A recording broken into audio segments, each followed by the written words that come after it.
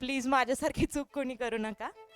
आणि जे कोण लास्ट इयरला आहेत किंवा ज्यांचं जस्ट ग्रॅज्युएशन कंप्लीट झालं आहे, तर 6 महिन्यात पण सिलेक्शन घेणं पॉसिबल आहे, जर का फोकस असेल. आपल्याला कसं आहे, इथे खूप कंपल्शन आहे. सर आपले शाळेचे टीचर असल्यासारखं आपल्याकडून सगळं करून घेतात आणि ते खरं तर महत्त्वाचं आहे. कारण बाकीच्या ठिकाणी लोकांना फरक पडत नाही की तुम्ही अभ्यास करताय किंवा नाही करत आहे. तुम्ही स्टडी रूमला जाऊन बसलात तर तुम्हाला कोण विचारायला येत नाही की तुम्ही करताय की नाही करत आहे. पण सर तसं नाही आहे. सर 4 वाजेपर्यंत बसवून घ्यायचे, काय केलंय काय नाही बघायचे. ते मेन्स माझं फेल झालं, खूप मोठ्या फरकाने फेल झालं. सो मला खूप असं वाईट वाटलं होतं. म्हणजे to be honest compound interest मला अजून पण जमत नाही.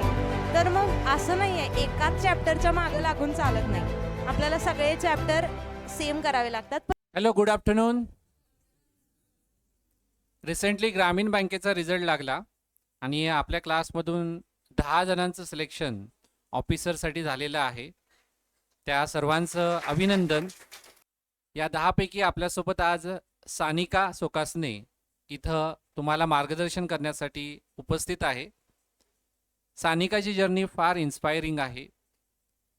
बेसिकली तिचं एज्युकेशन BSc मॅथ्स झालं. त्याच्यानंतर 2023 साली पासआउट होती.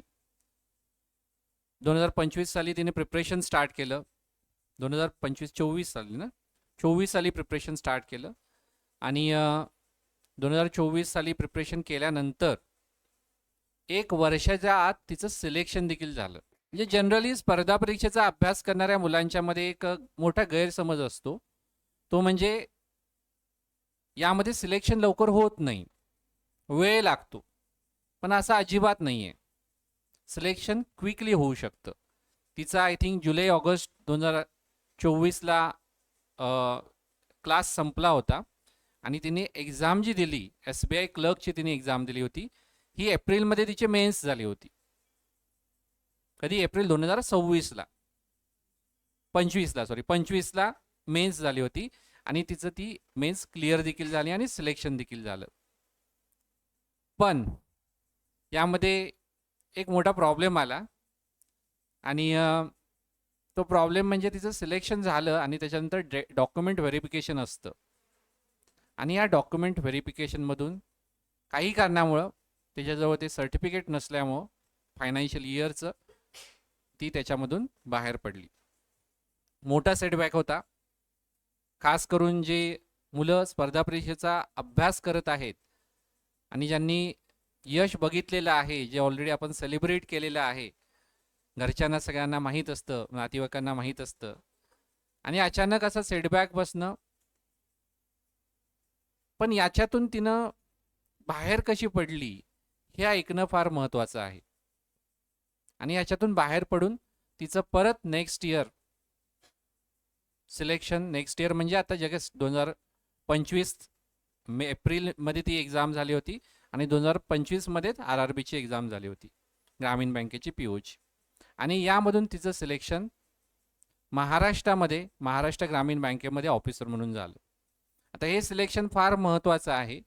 का मी तुम्हाला सांगतो, कारण महाराष्ट्रामध्ये फक्त 100 जागा अवेलेबल होत्या. 100 जागांचीच रिक्रुटमेंट झालेली आहे ऑफिसरसाठी आणि या 100 मध्ये 1 जागा मिळवणं ही फार मोठी अचीवमेंट आहे. ही अचीवमेंट तिनं मिळवली, फार मोठं यश आहे आणि या यशाचा प्रवास तुमच्यासोबत तिने शेअर करावा. आणि अभ्यास कसा केला, क्लास चालू असताना कसा अभ्यास केला. कारण क्लास चालू असताना मला आठवतं की ती ऑलमोस्ट बऱ्याचशा टेस्टमध्ये आउट ऑफ आउट मार्क्स घ्यायची. आणि हिच्या बॅचचं अजून एक वैशिष्ट्य, हिच्या बॅचमध्ये अजून काही मुलं होती ती देखील आउट ऑफ आउट घ्यायची आणि हिच्या बॅचच्या बऱ्याच मुलांचं सिलेक्शन झालेलं देखील आहे. तिचं ॲक्च्युली सगळ्यात आधी झालं होतं, तिचं नाही आहे, त्याच्या आय थिंक ग्रामीण बँकेत अजून एकाचं झालं ना, हां, म्हणजे दोघांचं झालं होतं सिलेक्शन. त्याच्यानंतर मग बऱ्याच जणांचं सिलेक्शन झालं. सो बॅच चालू असताना स्टडी कसा केला, बॅच संपल्यानंतर स्टडी कसा केला, मॉकवर तिचा जास्त फोकस होता, मॉक्स कशा दिल्या, सगळं ही तुम्हाला सानिका तुमच्यासमोर सांगणार आहे. तुम्हाला काही डाऊट्स असतील तर तिचं बोलणं झाल्यानंतर सगळ्यात शेवटी तुम्ही विचारू शकता. Okay, so please Sanika. Hello, मी सानिका नंदकुमार सोकासने. माझं आत्ता RRB POमध्ये महाराष्ट्र ग्रामीण बँकमध्ये सिलेक्शन झालेलं आहे. तर मी काय सांगू आता, एप्रिल 2024ला माझी बॅच चालू झाली होती. तुमच्यासारखंच मी पण ॲक्च्युली माझी BSc 2023मध्ये कंप्लीट झाली. त्यानंतर 1 वर्ष मी खरं तर म्हणायचं तर खूप वाया घालवलं आहे. तसं तुम्ही करू नये असं माझं पर्सनली मत आहे. जे कोण लास्ट इयरला आहेत किंवा ज्यांचं जस्ट ग्रॅज्युएशन कंप्लीट झालं आहे, तर 6 महिन्यात पण सिलेक्शन घेणं पॉसिबल आहे, जर का फोकस असेल आपला. आता मी 1 वर्ष वाया घालवलं मला मान्य आहे, पण जेव्हा क्लासमध्ये आले आणि मग आपल्याला कसं आहे, इथे खूप कंपल्शन आहे. सर आपले शाळेचे टीचर असल्यासारखं आपल्याकडून सगळं करून घेतात आणि ते खरं तर महत्त्वाचं आहे. कारण बाकीच्या ठिकाणी लोकांना फरक पडत नाही की तुम्ही अभ्यास करताय किंवा नाही करत आहे. तुम्ही स्टडी रूमला जाऊन बसलात तर तुम्हाला कोण विचारायला येत नाही की तुम्ही करताय की नाही करत आहे. पण सर तसं नाही आहे. सर 4 वाजेपर्यंत बसवून घ्यायचे, काय केलंय काय नाही बघायचे. तर ते खूप महत्त्वाचं आहे. त्यामुळं आम्हाला खूप फायदा झाला आहे. आता आमचा क्लास चालू होता, इंग्लिश, मॅथ्स, रिझनिंग सगळ्याबद्दल सरांनी आम्हाला पहिल्यापासून फोकस करून, कंपल्शन करून आमच्याकडून ते करून घेतलं आहे. त्यामुळे आम्हाला कधी अवघड वाटलं नाही ते. मग 2024ला एप्रिलची आपली जी बॅच आहे ती जुलै-ऑगस्टमध्ये संपली. त्यानंतर मग डेली आम्हाला सर म्हणायचे की स्टडी रूमला येऊन बसा. आत्ता पण खूप लोकं येऊन बसतायत, पण सगळ्यांना पॉसिबल होत नाही. पण स्टडी रूमला येऊन बसल्यानंतर आपला जो एक ॲटमॉस्फिअर इथलं आहे की आपल्याला अभ्यास करू वाटतोय, तर ते खूप चांगलं आहे. म्हणजे त्यामुळे आपल्याला डेलीचे कमीत कमी 4-5 तास तरी अभ्यास होतोय. आता मी म्हणणार नाही की तुम्ही क्लास चालू असतानाच डेली 4-5 तास अभ्यास करा म्हणून. जो आपण क्लासमध्ये करतोय तो पण सफिशियंट आहे. आणि मग आपल्याला जे बुक्स मिळत आहेत ते आपण सॉल्व करत गेलं पाहिजे. कारण ते अड्डाचे जे बुक्स आहेत ते खूप म्हणजे खूप फायदेशीर आहेत असं म्हणता येईल. माझे फुल नाही झाले कंप्लीट, पण जेवढे आपल्याला करता येतील तेवढे आपण केलेच पाहिजेत. आणि क्लास संपल्यानंतर मेन फोकस हा मॉक्सवर असला पाहिजे. सरांनी आम्हाला पहिल्यापासून सांगितलं होतं की मॉक्स देत राहा. म्हणजे भले तुम्हाला कमी मार्क्स पडू देत, भले तुमचे खूप चुका होऊ देत, पण मॉक्स द्या. डेली 1 किंवा आठवड्यातून 1. जर का खूपच अवघड वाटत असेल तर एका वीकमध्ये 1 दिले तरी चालेल आणि मग त्याचं मात्र बरोबर ॲनालिसिस झालं पाहिजे. सरांचा नेहमी फोकस ॲनालिसिसवर होता. म्हणजे आपण कुठं चुकतोय, किती चुकतोय ते आपल्याला कळलं पाहिजे. आपला वीक एरिया कुठला आहे, आपला स्ट्रॉंग एरिया कुठला आहे. तर मला ते कळलंय कारण माझं अरिथमॅटिक खूप वीक होतं. मग मी अरिथमॅटिकवरती थोडंसं काम केलं आणि अरिथमॅटिकवर तुम्ही जर का काम केलं तर आपला DI चांगला होतो, हे तुम्हाला सगळ्यांना माहितीच असेल. तर ते सगळं केलंय आणि मग मी एक सांगते की मी 24ला आपली जी एक्झाम झाली होती IBPS क्लर्कची, त्याचं पण मी मेन्स दिलं होतं. पण ते मेन्स माझं फेल झालं. खूप मोठ्या फरकाने फेल झालं. सो मला खूप असं वाईट वाटलं होतं. त्यानंतर SBI क्लर्कची मेन्स होती एप्रिलमध्ये. 8 दिवस होते फक्त. तर एक असतंय की मोटिवेशन काय असतंय, हे सरांनी आपले सर कधीच गोड बोलत नाहीत. म्हणजे असं की गोड बोलून सांत्वन करणाऱ्यातले ते नाही आहेत. त्यांचं असं असते की जे आहे ते फेस करा. तर मग मला पण त्यांनी तेच सांगितलं की SBI क्लर्कची मेन्स तोंडावर आहे. तुम्ही IBPS क्लर्कचं जे फेल्युअर आहे ते विसरून जा आणि अभ्यासाला लागा. मग मी हे सरांचे शब्द ऐकून खूप अभ्यास केला. म्हणजे तरी कमीत कमी दिवसातून 8 तास अभ्यास केला मी 8 दिवस. तेव्हा जाऊन SBI क्लर्कची मेन्स माझ्याकडून निघाली. पण ती पण म्हणजे असं होतंय कधी-कधी की आपल्याला मिळतंय पण ते आपल्याला मिळत नाही. तर माझ्याबरोबर तसंच झालंय कारण माझं EWS कॅटेगरी होती आणि मी एकच सांगेन सगळ्यांना की नोटिफिकेशन वाचत चला. मी नोटिफिकेशन वाचलं नव्हतं. त्यामुळे माझ्याबरोबर हे झालंय की मला 2024चं EWS हवं होतं आणि माझ्याकडे 25चं होतं. तर मी असं सांगेन की जे काही डॉक्युमेंट्स आहेत ते वेळच्या वेळी तुम्ही तयार करून ठेवत चला. प्लीज माझ्यासारखी चूक कोणी करू नका. आणि मग आता EWS नव्हतं सो सगळे होप्स गेलेलेच होते की SBI आता काही मला जॉब मिळत नाही. पण मग त्यानंतर डिप्रेशन येणं साहजिक आहे आणि असं वाटूच शकते की हां, एक एक्झाम निघाली आता परत निघेल की नाही, हे लक होतं की काय होतं. कारण माझा ओपनचा कट ऑफ क्लिअर झाला नव्हता, फक्त EWSचा कट ऑफ क्लिअर झाला होता. तर त्यानंतरचं जे आहे ते सगळ्यात मोठी मेन फेज आहे, जिथं मी येऊन सरांना भेटले की सर आता मी काय करू सांगा. कारण आपल्याकडून होत नाही हे आपल्या सगळ्यांनाच माहिती आहे. आता इथे कितीतरी लोक आहेत ज्यांनी प्री मेन्स इंटरव्ह्यू सगळं क्लिअर केलं असेल, पण इंटरव्ह्यूला मागे आले किंवा कंबाईनचा रिझल्ट नाही मिळाला किंवा मेन्सला मागे आले क्लर्कला. असं मी बघितलं आहे, कारण माझी स्वतःची RRB क्लर्क प्री पण नाही निघालेली ह्यावर्षी पण. तर मी समजू शकते की काय होतंय. मग त्या वेळेला आपल्याला काय करायचं आहे, तर आपल्याला सरांना कॉन्टॅक्ट करायचा आहे. सर म्हणतील ते सगळं फोकस करायचं आहे आणि स्वतःला स्ट्रॉंग राहायचं आहे. मी आता खूप विचार करायचे की कसं होईल, काय होईल, कारण आपली वर्ष वाया जात आहेत आपल्याला माहिती आहे. आता माझी 2 वर्ष गेली आहेत, पण तुम्ही तसं करू नका प्लीज. फोकस करा आणि डॉक्युमेंट्स तयार ठेवा, तरच आपल्याला काहीतरी फायदा आहे की जर का पास झालं तरी पण. तर आता त्यानंतर अभ्यास करत राहायचा आहे, किती पण डिप्रेशन आलं तरी पण. आणि मी तोच केला. मी सरांना वेळच्या वेळी येऊन भेटत होते. सरांनी मला इंटरव्ह्यूसाठी पण गाईड केलं. आपले जे हे सर दोन्ही सर आहेत, ॲक्च्युली मी या सरांना कधी नाही बघितलेलं, पण त्यांनी पण मला खूप हेल्प केली इंटरव्ह्यूच्या वेळी. कारण माझ्या बॅचला फक्त निनाद सर, आपले सर आणि मॅमच होत्या, ऐश्वर्या मॅम. तर त्यानंतर म्हणजे आता मी पास झाली आहे, तर आता असं वाटत नाही की आपण काहीतरी केलं आहे. पण जोपर्यंत आपण पास होत नाही तोपर्यंत आपल्याला वाटतं की हे खूप अवघड आहे. पण आता तुम्ही मला विचाराल तर मला नाही माहिती मी कसं पास केलं आहे. त्यामुळे अभ्यास हा करत राहायला पाहिजे, कन्सिस्टन्सी पाहिजे. आपण असं म्हणून चालत नाही की मी हुशार नाही आहे किंवा मी कमी हुशार आहे, दुसरा जास्त हुशार आहे. हे महत्त्वाचं नाही आहे. तुम्ही किती सलग अभ्यास करताय हे महत्त्वाचं आहे. हां, अड्डा आपलं जे सरांबरोबर टायअप आहे आपल्या क्लासबरोबर अड्डा 24/7चं. तर मोस्टली तेच मॉक्स दिलेले आहेत आणि त्याच्याबरोबर जर तुम्हाला द्यायचे असतील तर गाईडलीचे स्वस्त आहेत किंवा ऑलिव्ह बोर्ड कुठले पण तुम्ही देऊ शकताय. फक्त मॉक्स देणं महत्त्वाचं आहे. तुम्ही कुठले देताय किंवा एक्झाम रिलेव्हन्सी पण बघत चला. पण मॉक्स हे दिलेच पाहिजेत, कारण आपल्याला अंदाज येतो की आपण पेपरला नक्की काय फेस करणार आहे. आणि नुसता प्रीचा अभ्यास करत चालू नका, त्याच्यासोबत मेन्सचा पण अभ्यास करत चला. कारण मेन्सची डिफिकल्टी लेवल एकदमच हाय जाते प्रीपेक्षा. सो आपण तयार नसतोय आणि प्री आणि मेन्समध्ये फक्त जास्तीत जास्त 15 दिवसाचं अंतर असतंय रिझल्ट आणि मेन्सच्या एक्झाममध्ये. तर तेवढ्यात तर आपण फोकस नाहीच करू शकत. हा प्रश्न सर, ॲक्च्युली करंट अफेअर्स माझं स्वतःचं खूप वीक आहे आणि म्हणजे जे स्वतःचं वीक आहे त्याच्याबद्दल मी काय सांगू. पण असं आहे की डेलीचं फॉलो केलं तर बरं पडेल. Yes sir. माझं ॲक्च्युली करंट अफेअर्स आणि कम्प्युटर दोन्ही पण वीक होतं. पण म्हणजे कम्प्युटर आपल्याला बेसिक नॉलेज असतंय, सो तुम्ही RRBमध्ये बेसिक नॉलेजवरती काम करू शकताय.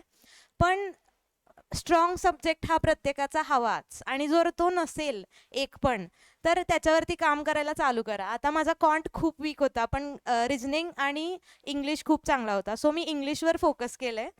फोकस म्हणजे मॉक्समध्येच इंग्लिश देत होते मी आणि सरांची जी आपली रीड थेरी आहे, जे पॅरेग्राफ्स वगैरे आपल्याला देतात रीड थेरीमध्ये, ते ते एकतर फोकस होऊन सिरियसली करा. कारण रीड थेरी खूप उपयोगाची आहे. कारण मेन्समध्ये जे पॅसेज येतात ते रीड थेरीपेक्षा अवघड नसतात. रीड थेरीमध्ये आपला एवढा प्रॅक्टिस होतो की आपल्याला मेन्सचे पॅसेज पण हलके वाटतात. आणि करंट अफेअर्ससाठी मी एवढं सांगेन की वीकली जर का डेली शक्य नसेल, डेली केलं तर सगळ्यात चांगलं. ते पण शक्य नसेल तर वीकली और मग मंथली. पण मी मंथली केलं होतं, कारण मी पहिल्यापासून करंट अफेअर कधी केलं नव्हतं. पण मला याचा अनुभव आला आहे, कारण माझा IBPS क्लर्क मेन्स जेव्हा राहिलं होतं तेव्हा मला कट ऑफमध्येच मी राहिले होते आणि करंट अफेअर्समुळेच राहिले होते. सो मला असं वाटतं की करंट अफेअर्स प्लीज तुम्ही करा. माझ्यासारखं कोणाचं होऊ नये, म्हणजे पास व्हा पण नापास नको. ॲक्च्युली सर, बोलायचं झालं तर इंग्लिश माझं पहिल्यापासून स्ट्रॉंग आहे. सो मला आत्ता कोणीतरी प्रश्न विचारला होता की इंग्लिशसाठी काय करू. त्यामुळं मी असं नाही सांगू शकले की मी इंग्लिशसाठी काय केलं आहे. पण आपल्याला जर करायचं असेल तर मेन फोकस तर व्होकॅबलरीवरच करावा लागेल. कारण मी ते बघितलं आहे, आपलं इंग्लिश कितीही स्ट्रॉंग असलं तरी व्होकॅब आपल्याला हरवू शकतं, एवढी त्याच्यात ताकद आहे. व्होकॅब जे आपल्याकडून सर लिहून घेतात किंवा म्हणतात की ते आता CBSEचं बुकमधून आम्हाला पण व्होकॅब काढायला सांगितलं होतं. तुम्हाला सांगितलं आहे का? हां, तर ते प्लीज फोकस देऊन करा, थांबून करा. म्हणजे आपला वोकॅब जर स्ट्रॉंग झाला तर इंग्लिशच काय, रिझनिंग मॅथ्समध्ये पण आपल्याला जे ट्रिकी वाटतात क्वेश्चन्स ते आपल्याला पटकन लक्षात येतात, की गोल फिरून विचारलेलं असतं इंग्लिश. आणि ज्यांना इंग्लिश समजत नाही त्यांनी जर वोकॅब स्ट्रॉंग केलं तर आपल्याला कळू शकते की त्यांनी नक्की प्रश्न काय विचारलाय. जर का तुम्हाला प्रश्नच नाही कळला तर मग आपल्याला उत्तरच येणार नाही. सो इंग्लिश तर स्ट्रॉंग पाहिजेच. कोणाला काही विचारायचं आहे का? हां, अरिथमॅटिक मी स्वतः सांगेन की आता तुमचे जे कोण असतील कॉन्टचे शिक्षक, अच्छा, ओके, सॉरी सर. हां, तर त्यांना तुम्ही विचारू शकताय. आणि आपले आता सरांचे खूप सारे आहेत ना व्हिडिओज. आमच्या वेळी तर व्हिडिओज पण नव्हते यूट्यूबवरती. तर तुम्ही सरांचे व्हिडिओज कंटिन्युअसली बघू शकताय. एखादं जर काय अडलं तर सर असतातच आपले. आपले स्वप्नील सर पण आहेतच. जर का हे सर नसले तर ते. कोण पण असलं तरी चालतंय. सर सगळे मदत करतात. त्यामुळे आणि अरिथमॅटिक म्हणलं तर मोस्टली कसं असतंय, आता मी स्वतः सांगते, की सगळे चॅप्टर करणं माझ्या मते गरजेचं नाहीये. पण आता तुम्ही शिकायच्या फेजमध्ये आहे तर तुम्ही करा. मी त्या फेजमधून पुढे आले होते. सो माझा कंपाऊंड इंटरेस्ट अजून पण घाण आहे. आणि म्हणजे to be honest compound interest मला अजून पण जमत नाही. तर मग असं नाहीये एकाच चॅप्टरच्या मागं लागून चालत नाही. आपल्याला सगळे चॅप्टर सेम करावे लागतात. पण जे बेसिक चॅप्टर्स आहेत, प्रॉफिट लॉस किंवा पर्सेंटेज किंवा ॲव्हरेज वगैरे जे काय आहेत, ते मात्र आपल्याला स्ट्रॉंग करावे लागतील कारण ते DI मध्ये वगैरे येतात. हां, आणि बाकीचे टाईम वर्क वगैरे सगळे तर चांगलेच आहेत. आणि जर काही येत नसतील तर आपले सर आहेतच. नाहीतर यूट्यूबवरती पण खूप व्हिडिओज आहेत. असं आपण बघू शकतोय म्हणजे. अरिथमॅटिकमध्ये माझा असा फेवरेट टॉपिक होता, टाईम अँड वर्क तर नव्हता. आपला जो बोट बोट बोट अँड स्ट्रीम होता तो एक चांगला होता. आणि म्हणायला गेलं तर मिक्सचर अँड ॲलिगेशन्स पण मला आवडत होता. हां, पण म्हणजे असं म्हणता येणार नाही की मला सगळेच नेहमीच सॉल्व्ह करता आलेत क्वेश्चन्स. आणि एक आहे की आपण ना क्वेश्चन सिलेक्शन इवन प्रीमध्ये पण क्वेश्चन्स तुम्हाला सिलेक्ट करता आले पाहिजेत की कुठला अवघड आहे आणि कुठला सोपा आहे. जर का तुम्ही अवघड क्वेश्चनवर अडकलात किंवा पझल पण जे असतंय आपलं, जर का अवघड पझलमध्ये आपण अडकलो तर पुढचं येत नाही, पुढचं पॅनिक होतंय. मी खूपदा हे अनुभवलंय की पॅनिकमध्ये आपण जो 2 क्वेश्चन करणार असतोय तिथं आपला एक पण प्रश्न होत नाही. म्हणजे मी स्वतः पॅनिक झाले होते SBIच्या वेळी ह्यावेळी. कारण लास्ट इयर माझं SBI क्लिअर होतं. यावेळी मेन्सला गेले आणि मला काही येत नव्हतं. आणि म्हणजे येत नव्हतं म्हणजे असं पण म्हणू शकतोय की अवघड पझलमध्ये अडकले आणि मग त्यानंतर असं वाटलं की आता जर ह्यावेळी नाही झालं तर काय. तर हे जे पॅनिक आहे प्लीज त्याच्यावरती आपल्याला काम करणं गरजेचं आहे. त्यासाठी तुम्ही मेडिटेशन वगैरे पण करू शकताय. सर पण आपल्याला सारखं गाईड करत असतात की कसं पॅनिक करायचं नाही किंवा कसं फोकस ठेवायचं किंवा इगोवरती कुठलाच प्रश्न घ्यायचा नाही. जर का एक प्रश्न येत नसेल सोडा, पुढे चला.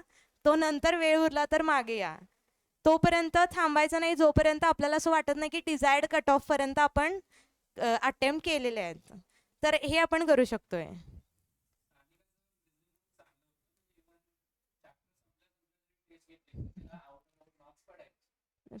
तुम्ही चांगलं शिकवायचं सर. त्यामुळेच होतं ते. म्हणजे सिलॉजिझम वगैरे पण मी आता बोलायला गेले तर सिलॉजिझम खूप ट्रिकी आहे. मला खूप ट्रिकी जायचं. पण प्रॅक्टिस आणि मी सरांना खूपदा हे केलं की सर मला सांगा, परत सांगा हा क्वेश्चन. तर प्लीज सरांना विचारत चला जर काही येत नसेल तर. असं नाही राहायचं. आता मी बघितलंय माझ्या बॅचमध्ये पण खूप जण होती की मी सरांना कसं विचारू हा प्रश्न त्यांना खूप पडायचा. पण सर आपले एकदम म्हणजे एकदम फ्रेंडली आहेत. सो आपण असं बोलूच शकतो की सर मला हे सांगा प्लीज. आपण कितीदा पण विचारलं तर सर सांगतीलच. आणि कुणाला काही विचारायचंय का?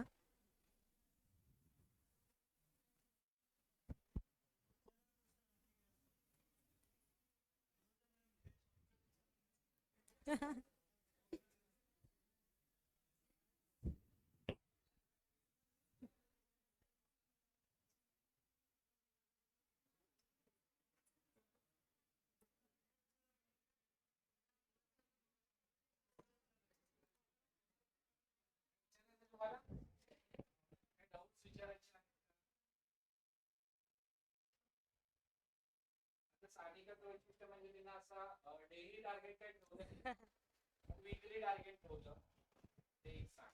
हां. म्हणजे असं आपले सर नेहमी म्हणतात, की डेली करत चला किंवा म्हणजे डेली 2 तास, 4 तास असा अभ्यास करा. पण सगळ्यांना होत नाही आणि टू बी हॉनेस्ट मला तर कधीच झालं नव्हतं हे. पण मी असं म्हणणार नाही, की तुम्ही करू नका.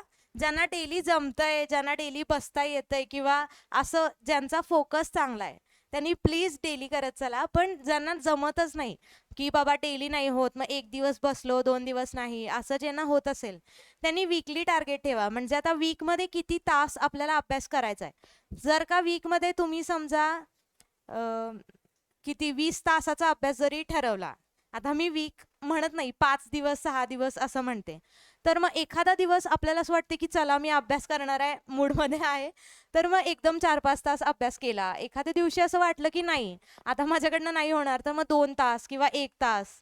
पण तो फ्लो नाही तुटला पाहिजे, की हां बाबा, आज मी पूर्णच वेळ टाईमपास केला, उद्या मी थोडासा अभ्यास केला, मग परत नाही केला, असं नाही होऊन चालत. डेली 1 तरी तास किमान अभ्यास झाला पाहिजे आणि अभ्यास होत नसला तर एक मॉक द्या. इंग्लिश आवडत असेल, इंग्लिश द्या. नसेल आवडत तरी पण द्या इंग्लिश. कारण इंग्लिशची प्रॅक्टिस जेवढी कराल तेवढं आपल्याला बरं पडतंय. कसं आहे, मी म्हणेन, की कॉम्पिटिटिव्ह एक्झाममध्ये सगळ्यांचे क्वांट आणि रिझनिंग चांगलं असतंय. पण इंग्लिश सगळ्यांचं चांगलं असेलच असं नाही. सो मला स्वतःला माहिती आहे, की इंग्लिशचा किती फायदा होतोय आणि टू बी ऑनेस्ट माझा आर-आर-बीचा कट ऑफ पण इंग्लिशमुळे निघाला आहे. तर मी सांगेन, की इंग्लिशवर फोकस करा. ज्यांना आवडत नसेल इंग्लिश, तुम्ही इंग्लिश मूव्हीज बघा किंवा जे काही तुम्हाला आवडत असेल, सीरीज किंवा काय कार्टून्स काहीही, त्याचे जे सबटायटल्स असतात ते वाचा. त्याने पण आपली व्होकॅब्युलरी स्ट्राँग होते. मी मी स्वतः ते अप्लाय केलंय. कारण आपण जेव्हा अभ्यास करतोय, तेव्हा आपलं मन उडतंय. पण जेव्हा आपण मूव्हीज किंवा असं काहीतरी एंटरटेनिंग बघतोय, तेव्हा आपल्याला अजून मजा येते, की आणि आपला अभ्यास पण होतोय. सबटायटल्समध्ये इंग्लिश हा सबटायटल हवंच. म्हणजे आपलं वाचन पण होतंय, कानावरती इंग्लिश पण पडतंय. सो तुम्ही ते करू शकताय, की इंग्लिशवरती जरा फोकस करा. आणि क्वांट आणि रिझनिंगसाठी काय आपला नेहमीचंच प्रॅक्टिस करायलाच लागेल. सानिकाने फार चांगलं तुम्हाला मार्गदर्शन केलं. यामध्ये महत्त्वाचं म्हणजे क्लास चालू असतानाच खूप सिरियसली प्रिपरेशन करणं हे सगळ्यांना महत्त्वाचं आहे.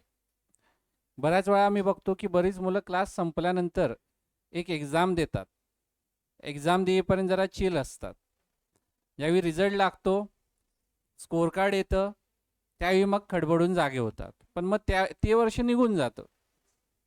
पुढचं वर्ष हे खास करून मुलांच्या बाबतीत जास्त होतं. त्यामुळं क्लास चालू असताना सिरियसली प्रिपरेशन करणं फार फार महत्त्वाचं आहे.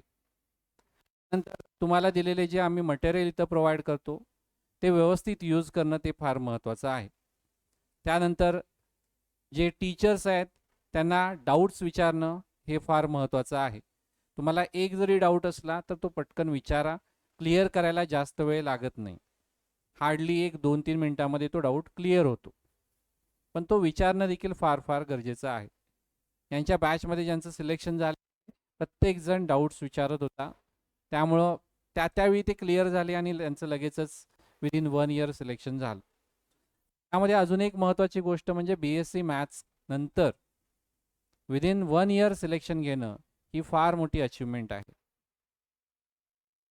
ते देखील महाराष्ट्रामधल्या पहिल्या 100 जणांच्या मध्ये येणं फार मोठी अचीवमेंट आहे. आणि अभ्यास कसा केला याचा गायडन्स तुम्हाला दिलंच. त्यासोबतच मॉक किती महत्त्वाचे आहेत हे देखील सानिकाने तुम्हाला सांगितलं. आणि एक युनिक अशी तिनं आपलं एक स्ट्रॅटेजी सांगितली की तुम्ही डेली असं टार्गेट न करता तुम्ही जर वीकली टार्गेट ठेवलं, म्हणजे प्रत्येकाला डेली जमत नाही, मग त्याचं टेन्शन घ्यायचं नाही. आपण एक वीकली टार्गेट ठेवायचं. तुम्ही वीकली 5 दिवस 6 दिवस स्टडी करा. जे काय ठरवलेलं आहे ते तुम्ही अचीव करत चला. आणि सगळ्यात महत्त्वाचं म्हणजे सानिकाने काय सांगितलं, कन्सिस्टन्सी महत्त्वाची आहे. जे बरेच जण इग्नोर करतात. बऱ्याच जणांचा अप्रोच काय असतो की एक्झाम जवळ दिसली एखादी की मग प्रिपरेशन सुरू करणे. असं या ठिकाणी करून चालत नाही. कन्सिस्टन्सी असणं फार फार गरजेचं आहे. स्पर्धा परीक्षेमध्ये यशस्वी व्हायचं म्हटलं तर कन्सिस्टन्सी मस्ट आहे. नाही तर आता तुम्ही बघू शकता, ज्यावेळी आता कुठली रिसेंट लवकर एक्झाम नाही, त्यामुळे तुम्हाला स्टडी रूममध्ये 10%च मुलं दिसतील. पण जशा एक्झाम जवळ येतील त्यावेळी बसायला जागा असत नाही. ही फॅक्ट आहे. मग असं अचानक तुम्ही जागे झाला आणि अचानक रिझल्ट मिळाला असं होत नाही. त्याच्यामागे बरीच मेहनत असते. अगदी ज्यावेळी तुम्ही इथं ॲडमिशन घेता त्या दिवसापासूनची मेहनत कुठेतरी जाऊन मग तुम्हाला तो रिझल्ट देते. त्यामुळं सानिका खूप चांगलं गायडन्स केलं. आणि आता ऑफिसर तू ग्रामीण बँकेमध्ये झालेली आहे. ऑफिसर म्हणून चांगलं करिअर कर. अजून एक्झाम द्यायचे असल्या तर अजून एक्झाम्स दे. तुझ्या भावी वाटचालीसाठी आमच्या सगळ्यांकडून शुभेच्छा.